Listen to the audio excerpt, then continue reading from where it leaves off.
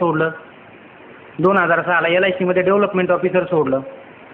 2007ला परत समाज कल्याण खात्यात इन्स्पेक्टर झालो, तेही सोडून दिलं. 2008ला इरिगेशनमध्ये वरिष्ठ सहाय्यक झालो, तेही सोडून दिलं. म्हणजे आई माझ्या डोक्यात कुठनं तरी हिंमत येऊन गेली होती, जाऊ दे, होईल ते होईल, मात करू, असं प्रत्येक वेळेस वाटायचं. किंबहुना मला माझे बरेच मित्र म्हणायचे, लई मात करतोय, चांगलं नाही होणार. मी म्हणायचं, मात तेच करतात ज्यांच्यात हिंमत असते.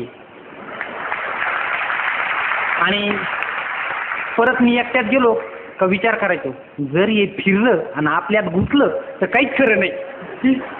कारण काय सांगता येतो, हा सगळा जुगारच. तरी पण करावी म्हटलं हिंमत. 2005 नंतर घरी जाणं बंदच झालं होतं. तरी पण मी 6 महिन्यात एकदा जायची डेअरिंग करायचोच. कारण घरच्यांची आठवण यायची मला थोडीफार. सण सूद वगैरे असा काही प्रकाराला मी जायचो नाही. दिवाळी, होळी, दसरा, आंबे, जांभळं, करवंद याचा काहीच संबंध नव्हता माझ्या जीवनाशी.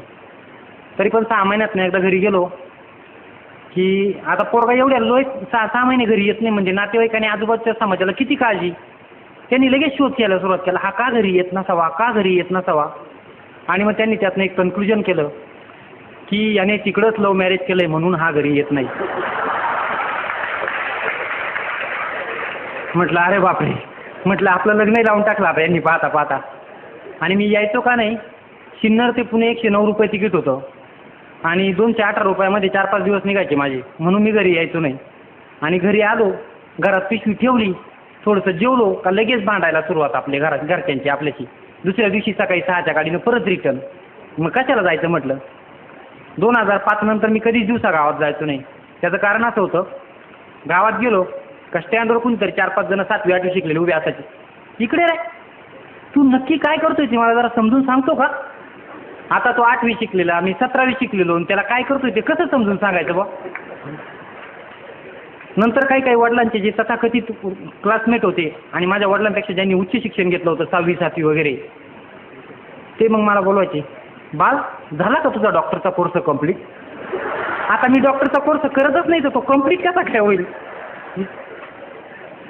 दुसरे काही म्हणायला लागले, पोरगा आधी हुशार होता, चांगला कंपनीत काम करत होता, पण नंतर केस फेल गेली.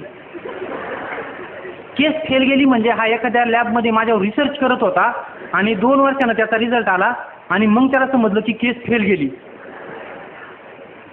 असं म्हटल्यानंतर मला स्वतःला बऱ्याचदा खूप वाईट वाटायचं. आणि वाईट एवढं वाटायचं की असं वाटायचं आपलं खरोखर काहीतरी चुकत असेल.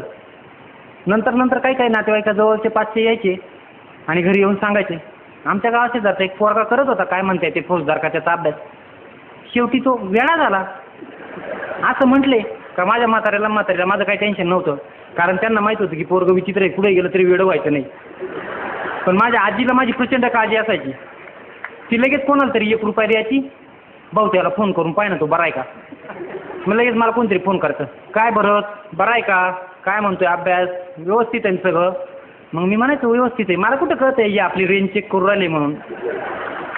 मग मी 6 महिन्यानं घरी आलो का मग मला माझी लहान बहीण सांगायची, तेव्हा फोन केला ना, तेव्हा आम्ही तू येडा झालाय का नाही चेक करायला फोन केला होता. म्हणजे जवळपास एवढी वाईट परिस्थिती होऊन गेली होती. आणि मागच्या वर्षी काय झालं, सुदैवानं मी डेप्युटी कलेक्टर किंवा MPSC ज्याला म्हणतात आणि कलेक्टर किंवा UPSC ज्याला म्हणतात त्या दोन्हींच्या इंटरव्ह्यूला पास झालो म्हणजे लगेच गावाकडे माझ्या नाशिक जिल्ह्यात माझा सगळीकडे सेन्सेक्स वाढून गेला. आता कदाचित दोन्ही परीक्षा पास झालाय म्हणजे कुठेतरी एका ठिकाणी लागणारच. आणि सगळे माझ्या जातीचे प्रतिष्ठित जे तथाकथित होते वंजारी समाजाचे ते सगळे माझ्या घरी यायला लागले. लगेच चलपाटे मारायला सुरुवात झाली, काय पाहिजे ते तुला देऊन टाकतो, गाडी बिडी वगैरे, पण लग्न करून घे. पण पुन्हा मला समाज सुधारणेचा झटका आला. म्हटलं जाऊ द्या, म्हटलं रिझल्ट लागेपर्यंत वाट पाहू म्हटलं. कारण जर नापास झालो तर समजेल तरी खरे माणसं कोण आहे किंवा संकटात कोण उभं राहतं. आणि त्यांच्या दुर्दैवाने आणि माझ्या सुदैवाने मी खरोखर नापास झालो आणि दुसऱ्या दिवसापासून सगळे गायब झाले. मी पूर्व परीक्षा दिली 17 मेला आणि म्हटलं हे जरी गायब झाले असेल तरी आपण का सोडावे, कारण त्यांचे फोन नंबर वगैरे सगळ्यांचे होते. म्हणून मी 18 तारखेपासून लगेच सुरुवात केली. मी स्वतःच आदल्या दिवशी फोन करायचो, मी भरतचा भाऊ बोलतोय त्याला उद्या पाठवून देतो, आणि मी स्वतः दुसऱ्या दिवशी सकाळी जायचो. काल माझ्या भावाने फोन केला होता, मी पाहायला आलोय पोरीचा बाप लगेच सांगायचा, आता तिला 8वा गुरु चालू आहे, पुढच्या वर्षी पाहू ना. हा तोच माणूस की जो 15 दिवसापूर्वी अक्षरशः नाक घासत होता. त्यातनं मला समजलं की म्हटलं जगात माणसाला काहीच किंमत नाही भाऊ म्हटलं. मला स्वतःलाही माहीत होतं की म्हटलं यावर्षी जो माणूस इंटरव्ह्यूला पोचतोय तो माणूस पुढच्या वर्षी काहीतरी चमत्कार घडवलच, आज जरी वेळा असला तरी. म्हणून म्हटलं एवढ्या वाईट परिस्थितीमध्ये जो कोणीतरी आपल्याला पोरगी देईल त्याच्या पोरीशी लग्न करू. कुणी असू द्या म्हटलं, तो पोरगी 10वी नापास असू द्या नाही तर 17वी पास असू द्या, म्हटलं काय असेल ते असेल तिच्याशी लग्न करू. आणि एकदम जोरात शोध घ्यायला सुरुवात केली. पण 10वी नापास पण लवकर भेटणारच मला. मग शेवटी माझा आनंद नागरे नावाचा एक मित्र होता, तो स्वतः MBBS झालेला होता आणि त्यानं मला 10-15 वर्षापासून तो ओळखत होता. त्याला माहीत होतं की काही झालं तरी वाया जाणार नाही, म्हणून त्यानं स्वतः जरा डेअरिंग केली आणि त्याची स्वतःची बहीण डॉक्टर होती, तिच्यासाठी मला विचारलं. मी त्या पोरीला 7वी-8वीपासून पाहिलेलं होतं. म्हटलं ठीक आहे, काय हरकत नाही. हुंडा बिंडा काही 1 रुपया नको, हुंडा नको, म्हणजे पोरीच्या अंगावर 25 तोळे घाल अशातलाही भाग नाही. फक्त म्हटलं 4 ग्रामचं मंगळसूत्र घाला, मला 1 रुपया देऊ नका.